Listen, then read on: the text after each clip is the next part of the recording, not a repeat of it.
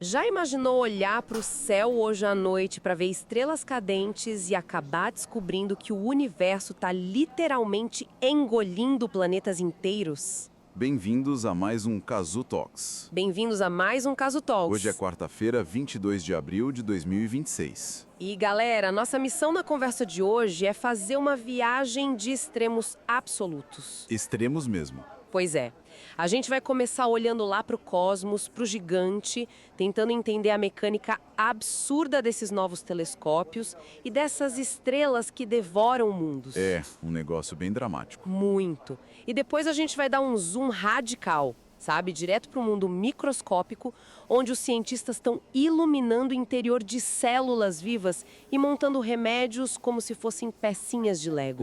A famosa escala astronômica contra molecular, tudo na mesma mesa de café hoje. E olha, o mais legal é que quem está ouvindo a gente agora pode literalmente sair na janela hoje à noite e já ver o primeiro ato desse espetáculo ao vivo. Sim, a galera pode e deve. O céu de hoje está entregando um evento duplo, tipo um combo astronômico para quem gosta de olhar para cima. Verdade, a gente tem o pico da chuva de meteoros Líris. Isso. E para dar aquele contexto rápido para nossa audiência, esses meteoros são, na verdade, restos, poeirinha espacial deixada pelo cometa Thatcher. O melhor horário para caçar essas estrelas cadentes é um pouquinho antes do Sol nascer, lá para a região da Estrela Vega. E o clima tá perfeito para isso, porque a lua vai se pôr de madrugada. Então o céu vai ficar escuro, limpo, uma pintura. E falando na Lua, logo depois do pôr do Sol, quem olhar para o oeste vai ver a nossa Lua crescente coladinha no planeta Júpiter. Ah, que lindo! Sim, um par brilhante ali, bem embaixo das estrelas Castor e Pollux. Mas, claro, enquanto a gente fica aqui embaixo espremendo o olho para achar esses pontinhos, a tecnologia lá em cima está dando um salto astronômico. A NASA acabou de revelar hoje o telescópio espacial Nancy Grace Roman. E aqui a gente precisa parar tudo e entender o tamanho desse bicho. Porque assim, ele tem o mesmo tamanho de espelho do Hubble, certo? Certo, espelho primário bem parecido. Só que as notícias dizem que o campo de visão dele é 100 vezes maior. Cara, como isso é fisicamente possível?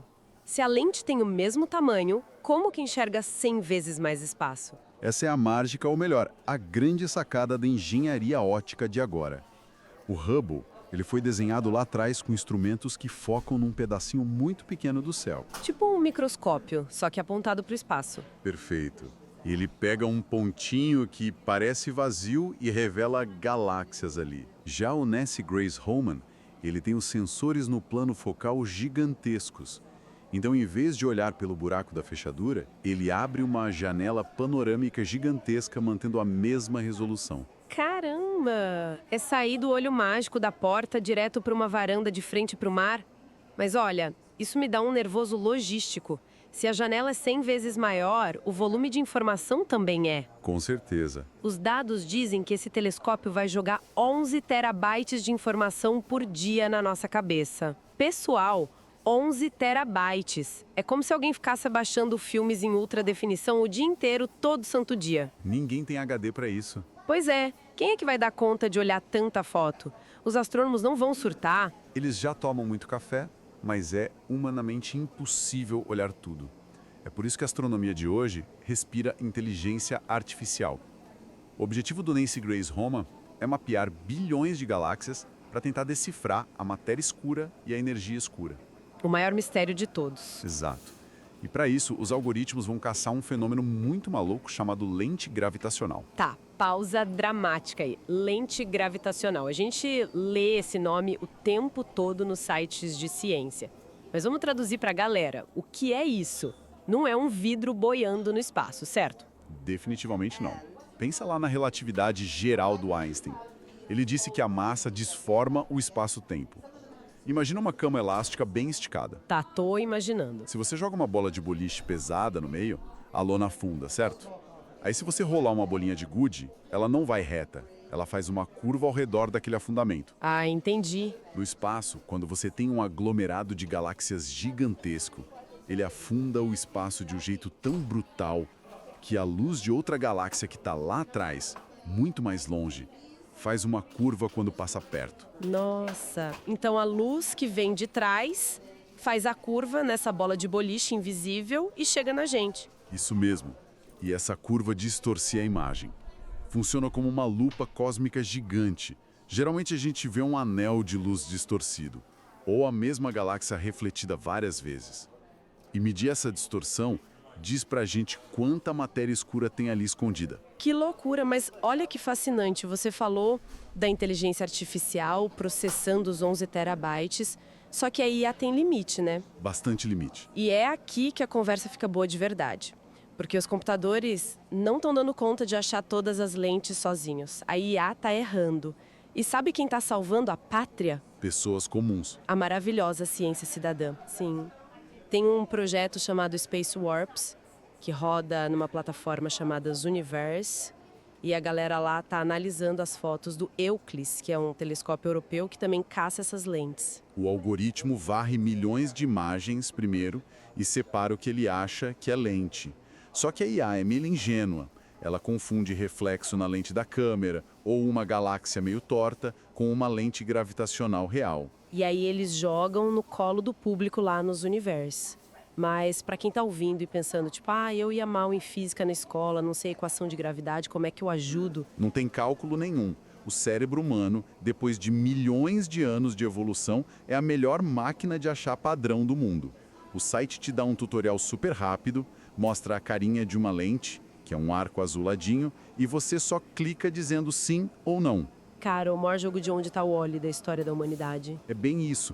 E a expectativa é que o público ache mais de 10 mil lentes novas. Lindo demais. Só que, bom, esse espaço todo que a gente tá achando tão fotogênico, não é só beleza, né? O universo é super violento. E isso me lembra a pesquisa que a University College London soltou hoje, que é meio apocalíptica. O estudo com a Universidade de Warwick. Eles usaram os dados do telescópio TESS e confirmaram uma coisa terrível. Terrível é apelido. As estrelas velhas, aquelas gigantes vermelhas, estão literalmente engolindo os próprios planetas. O verdadeiro banquete cósmico. Devorando a família toda. E não é poeirinha, não. São planetas gigantes de gás que sumiram. A minha dúvida é, a estrela muda, beleza. Mas por que o planeta é puxado para dentro? Ele não deveria ser chutado para fora do sistema? Faz sentido pensar assim, mas a mecânica é outra. Imagina nosso Sol. Ele está lá de boa, queimando hidrogênio, numa balança perfeita entre a gravidade, que esmaga, e a energia que empurra para fora. Tá, um motor funcionando redondinho. Mas um dia o combustível acaba. O núcleo colapsa, a estrela começa a queimar coisa mais pesada, esquenta demais e incha. Incha muito. Ela vira uma gigante vermelha. Como um balão de ar quente enchendo sem parar. Isso. E quando ela incha, a beirada dela, a atmosfera de plasma, chega perto do planeta. Aí começa uma força de maré absurda. Sabe como a Lua puxa o nosso oceano? Sim, a maré alta e baixa. O planeta começa a criar ondas no plasma da estrela. Essa fricção, esse atrito, começa a roubar a energia do planeta. É como tentar correr dentro da água. Você perde velocidade. E na física espacial, quem perde velocidade na órbita, cai. Exatamente. A gravidade vence. O planeta entra numa espiral da morte. E antes mesmo de afundar no plasma, a força de maré é tão forte que o planeta é rasgado ao meio. O estudo viu que nessas estrelas, os planetas de órbita curta simplesmente deixaram de existir. A evidência do crime é que o corpo sumiu. Mas olha, o Sol vai fazer isso daqui a uns 5 bilhões de anos, certo? Nós vamos virar almoço de gigante vermelha. Bom, Mercúrio e Vênus vão, certeza absoluta. A Terra está numa linha bem tênue. Os matemáticos ainda brigam para saber se a gente vai ser engolido ou se a Terra vai ser empurrada um pouquinho para fora pela mudança de massa. Tá, e se for empurrada, a gente se salva? Não, de jeito nenhum. Credo. Por quê? Porque muito antes da superfície do Sol chegar aqui, o calor vai ser tão absurdo que os oceanos vão evaporar e a crosta da Terra vai virar lava pura. A gente não vai estar aqui para ver o show, pode ter certeza. Caramba, o clima do bate-papo foi de 0 a 100 muito rápido. Da estrela cadente bonita para o planeta derretendo em lava, mas a ciência é isso, a gente não escolhe a realidade. E pegando esse gancho de forças esmagadoras e vida... Vamos mudar de escala. Sim, vamos sair do gigante e ir lá para o microscópico. porque a tecnologia de observar as coisas não está revolucionando só a astronomia, está mudando a biologia aqui na Terra também. É o mesmo princípio, iluminar o invisível. Lá no Albert Einstein College of Medicine, eles acabaram de criar uma ferramenta incrível chamada nanobodies fluorescentes. Isso, e eu achei genial, porque, pelo que a matéria explicava, os biólogos sempre usaram moléculas que brilham para tentar enxergar um vírus dentro da célula. Só que gerava um baita ruído de fundo, porque os antigos não funcionavam direito. Imagina que você está numa neblina muito densa, à noite, e quer achar um amigo que está de colete refletivo. Tudo branco, um clarão difuso e você não enxerga nada. Era assim nas células. O corante antigo brilhava o tempo todo. A célula ficava uma mancha borrada no microscópio. Ah, virava uma lâmpada suja. Mas os novos nanobodies, ou VisFabs, como eles chamam, eles são espertos. A notícia diz que eles só acendem a luz quando encostam no alvo. Mas como uma pecinha cega sabe a hora de brilhar? É puro design de proteína. Eles usam anticorpos minúsculos de lhamas, alpacas, animais assim, e grudam um corante químico neles. Só que, enquanto estão flutuando soltos, eles ficam fechados, sufocando a luz.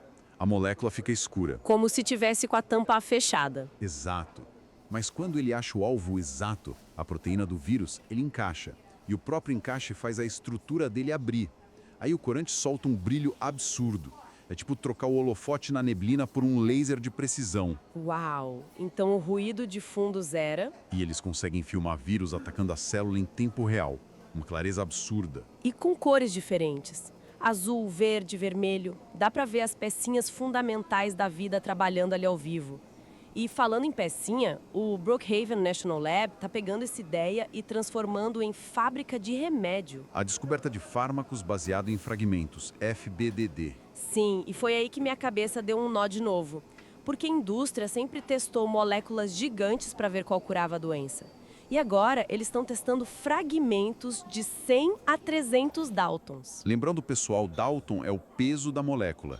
300 é muito pequeno. Remédio normal é mais de 500. Isso.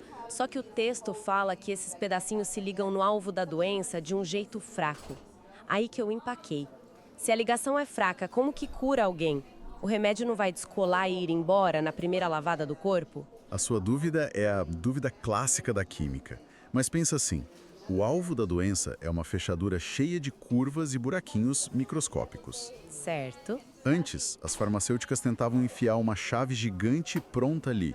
Se um único dente da chave tivesse errado, ela não entrava e ia para o lixo. Muito desperdício de tempo. Com o fragmento minúsculo, você está testando só a pontinha da chave.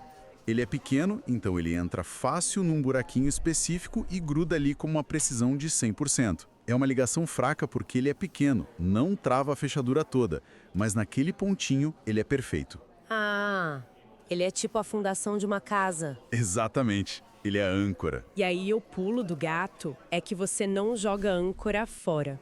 Você gruda outras coisas nela. É literalmente montar Lego. Você usa robô e inteligência artificial no laboratório para adicionar mais um pedacinho de carbono aqui, um de nitrogênio ali, crescendo a molécula a partir daquele ponto exato até preencher a fechadura inteira. Que engenharia sensacional! Uma alfaiataria química sob medida. Já fizeram até um remédio para inibir a enzima BLVRB, que vai ajudar quem faz quimioterapia e tem problema de plaqueta. Eles constroem a cura pecinha por pecinha. O que poupa anos de trabalho cego e economiza milhões. Mas, como a gente falou de construir e de remédio potente, a gente precisa fazer aquela transição importante agora. Com certeza. Porque quando a gente entende o poder de modificar o corpo com essas moléculas, a gente tem que olhar para o que já está na prateleira da farmácia. E como isso afeta a construção natural mais delicada que existe, a formação de um bebê na gravidez. Exato. E pessoal aí ouvindo, esse bloco é super importante e a gente vai olhar de forma puramente analítica para isso.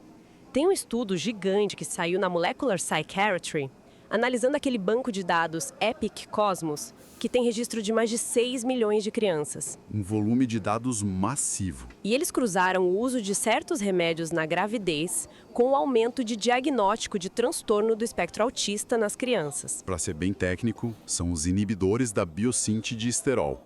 As siglas são SBIMs.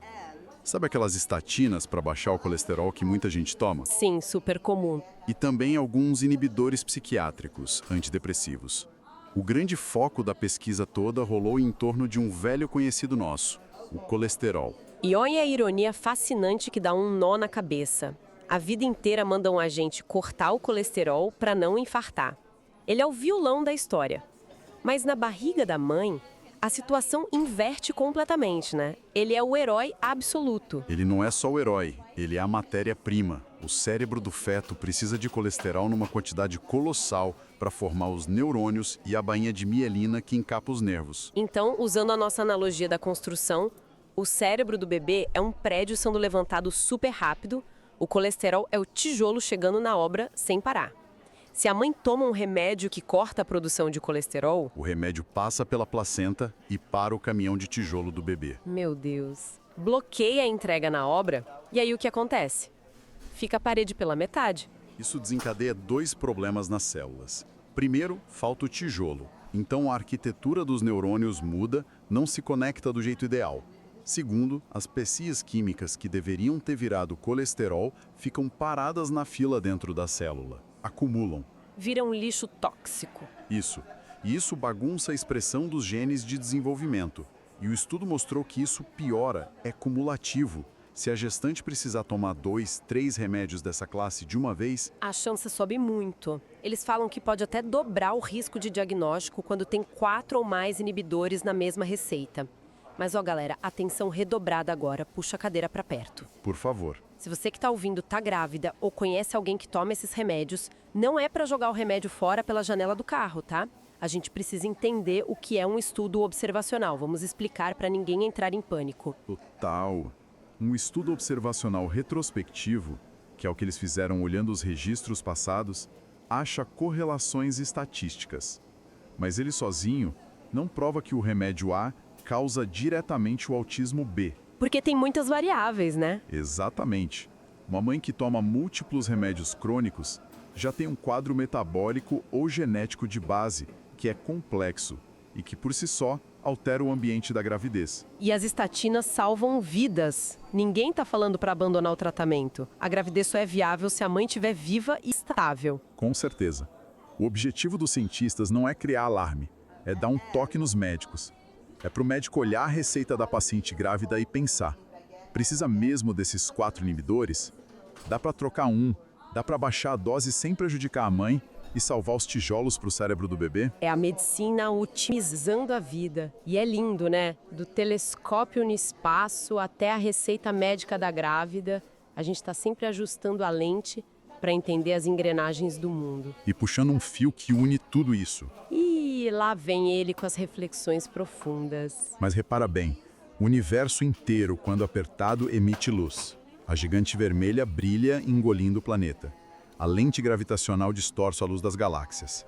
A célula brilha porque o nanobody soltou a luz química. Onde tem ação, tem luz. Que poético. E sabe o que mais emitiu luz para fechar o nosso programa e confirmar sua teoria maluca? A notícia das folhas? Isso. Antes da gente gravar, pingou uma matéria rápida de botânica mostrando que fotografaram em alta resolução, pela primeira vez, as árvores brilhando durante as tempestades. A natureza é exibida demais. Pessoal, imagina a tempestade se formando. O céu escuro, carregado de energia. As pontas das folhas das árvores ficam tão cheias de eletricidade estática que elas emitem um brilho azul. O nome é descarga de coroa. A árvore vira uma lâmpada fluorescente bem fraquinha. Fantástico. É para lembrar a gente que a física quântica e a beleza do universo não estão só lá no telescópio. Elas estão literalmente na árvore do quintal esperando a chuva. Uau! Bom, com a imagem dessa árvore elétrica maravilhosa, a gente vai fechando a nossa edição de hoje. Eu queria muito agradecer a todo mundo da nossa audiência maravilhosa que tomou esse café com a gente, viajando do espaço para as pecinhas de Lego. Voltem amanhã, que tem muito mais conversa boa. Foi excelente. E para a galera que está aí até agora, por favor, deixem um like, compartilhem o programa com aquele amigo ou amiga que adora explodir a cabeça com ciência e comentem, né? O nosso tradicional desafio dos comentários hoje vai ser o seguinte: desce aí e escreve Lego de remédio ou árvore pisca-pisca. Só quem ouviu tudo vai entender. E a gente lê todos. Com certeza. Ver um monte de árvore pisca-pisca no mural vai dar um nó na cabeça de quem chegar por último. Muito obrigado pela companhia, pessoal. Continuem curiosos, olhem pra cima. Isso foi o Caso Talks. Até a próxima. Até a próxima.